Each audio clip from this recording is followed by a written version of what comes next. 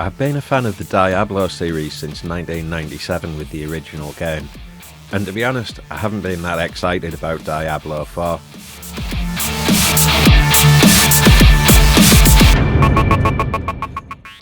I thought I would give the open test a good playthrough and see how it felt.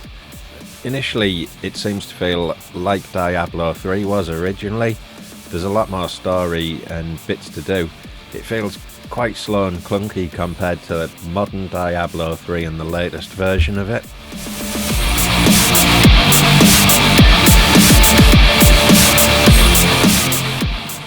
Some of these cutscenes can go on for absolutely ages. It's good that you can skip through some of the talking on them, but it doesn't actually feel like 10 years of progress over Diablo 3.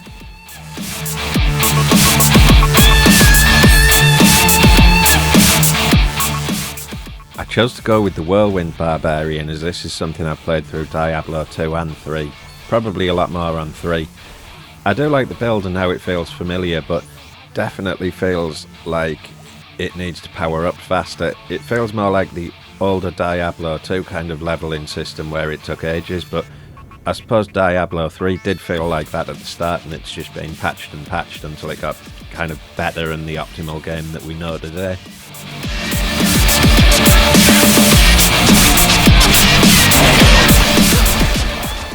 Diablo 4 seems to have taken a kind of step backwards from the Diablo 3 healing system. Now the health globes seem to recharge your potions rather than just being a separate thing of their own. It is kind of good though, because you can pick up a health globe when you need to and hit that healing when you need it. Unlike Diablo 3 where sometimes you got a load of health globes, pick them all up, and then when you really needed one there just wasn't one there. I definitely don't like the feeling that it's kind of gone back. I think the latest season of Diablo we were a bit spoilt with the pickup, and we've been spoilt for a while with the pets picking your gold up. Now it seems you have to run over that gold. At least there's no clicking though.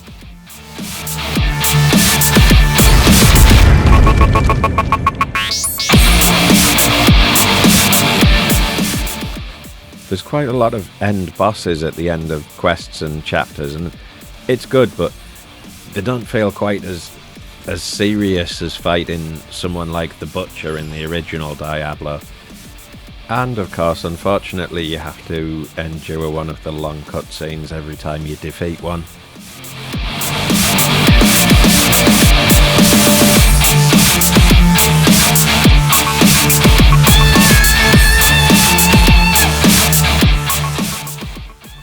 Some of these bigger end boss fights do feel like a bit more of a challenge though.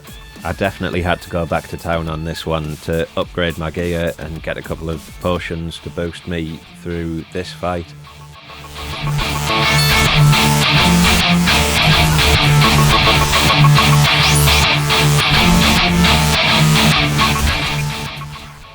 I guess it does feel like a huge step back from Diablo 3 and those super powered GR100 pushing builds. It is a good change though, and I think it's in keeping with the kind of Diablo theme. I haven't pre-purchased anything yet, and as I say, I just wasn't that excited about the new kind of upcoming stuff.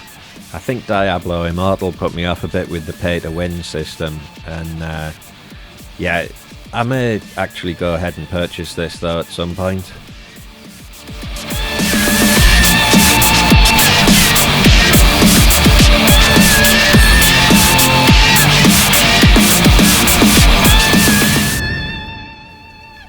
I am getting a bit more invested in the characters and the storyline, so yeah, I probably will go ahead and purchase it fairly soon to see what happens to them.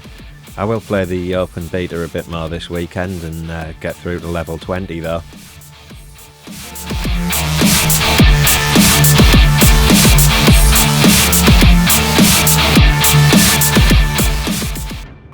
Some of these battles are quite tricky with the end bosses, and the loot system doesn't seem to be quite as good as Diablo 3 yet. It does seem a bit more random drop, and you find quite a few items that you can't use because they're for other character classes.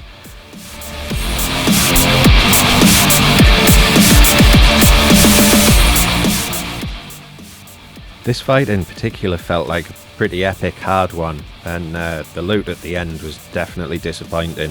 It was just a couple of kind of rare items, but yeah, I guess that's what the game's about, and we'll have to keep grinding on to get those legendaries and the set items.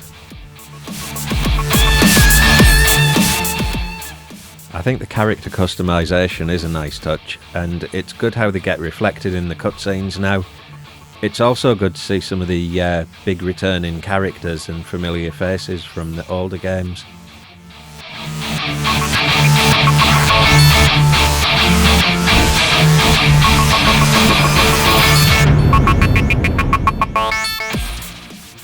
In conclusion, I think I'm a lot more impressed with Diablo 4 than I actually thought I would be. I will be purchasing it at some point, and I'll be going on to find out what actually happens to the characters at the end of the story. This is definitely a completely different video than my normal ones, but give me a like and subscribe if you liked it. There might be more to come. Thanks for watching, and I hope this helps you make your mind up whether you're going to buy Diablo 4 or not.